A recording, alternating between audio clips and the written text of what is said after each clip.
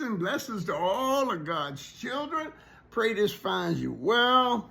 Right here in Nashville, everybody's running and ripping. I mean, it's hectic, you know.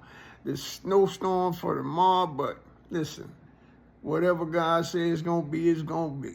And when it comes, we're going to roll with it. But what I want to share with you today is, this keeps coming up in my life, so I got to address it.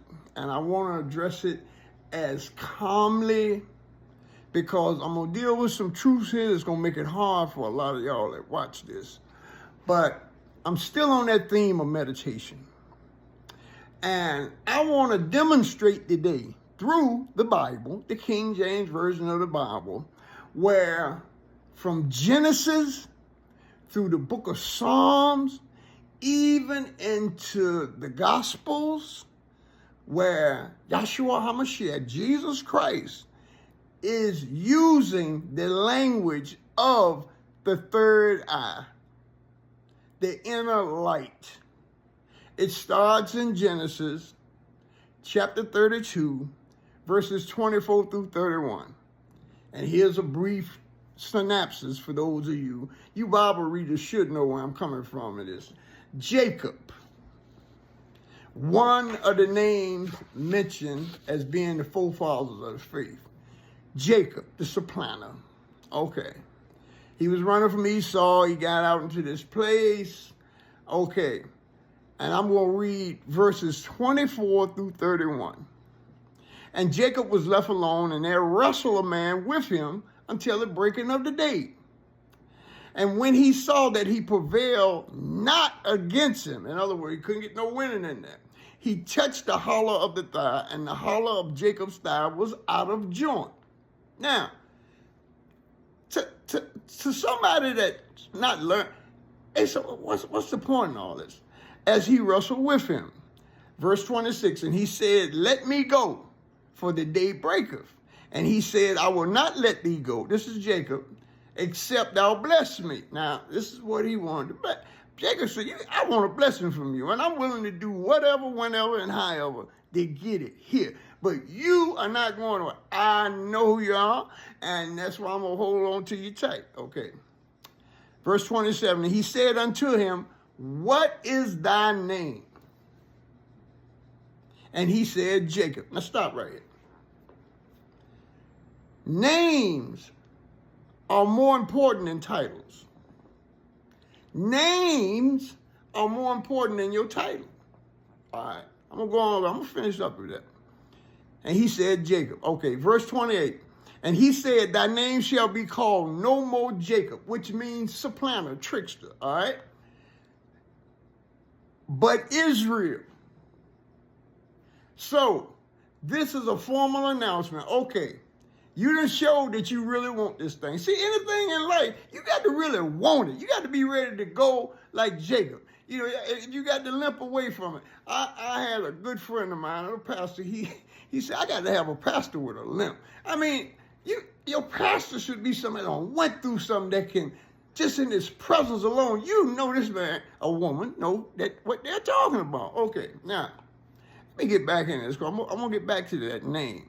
All right. He said, "Your name shall be no more Jacob, but Israel. For as a prince hast thou power with God and with men, and have prevailed." That is the actual definition of what Israel means. Israel is a name given to Jacob after he overcame his lower self and ascended up. He wasn't a trickster, nigga. Just like we all start off with something until life beat us up so bad. We said, "Lord, you got to help me. Show me something here." Okay. Now,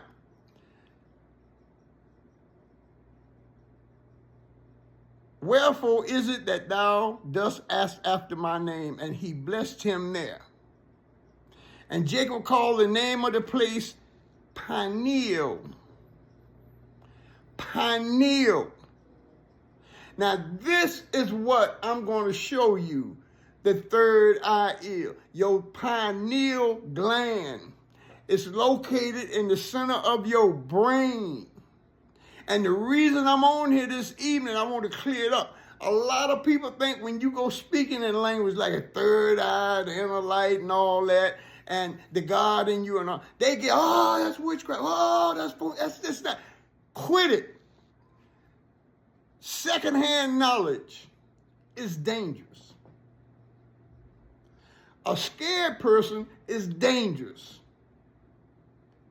A yes man or one who is full of secondhand knowledge, and what I mean by secondhand knowledge, that you haven't acquired this of your own. This is something somebody told you. This is something you were taught. In order to come to God through Christ, you got to put all that foolishness away. I'm going to show you today where Christ used this language, pineal gland. Yeah, that's why they call it. It looks like a pine cone. It's about big as a pea. It's in the center of your brain. But that is the source of your inner light. But here's the thing to it. Through our conditioning and everything, the actual pineal gland, it vibrates, it stops, and it ossifies, it freezes up because it's not used properly. Because we run around in all this spookism about this and that. Let me tell you something. Men have contaminated everything they put their hands on, religions and everything. This is why I subscribe to this. I'm not saying why. There's no religion higher than truth. Now, if I see you moving in truth, I'm moving with that. I don't care what you think. I know what I see because it's been shown and proven. Now, let me get back to these scriptures right here. And he said, thy name, okay. And he said, as a prince, thou power, I told us the definition of Israel. And Jacob asked him and said, tell me, I pray thee thy name. And he said, okay, I got with that. And he blessed them then. All right. And Jacob called the name of the place Pineal. And I have seen God face to face, and my life is preserved. All right. And he passed over Pineal. Now, Pineal is the actual geographical location. The word pineal actually means, at this place, I came face to face with God. All right? Now, the awakened pineal gland opens your inner light for your inner journey so you can understand. Now, let me get this thing moving. Now, I'm going, okay, the last verse 31 is, and as he passed over Pineal, the sun rose upon him, and he halted upon his thigh. He limped away. All right, Psalm 39, verses 9 through 10. For with thee is the fountain of life. In thy light shall we see light. In your light, Lord. Through here, coming down through here like this, just like this. Okay. Now,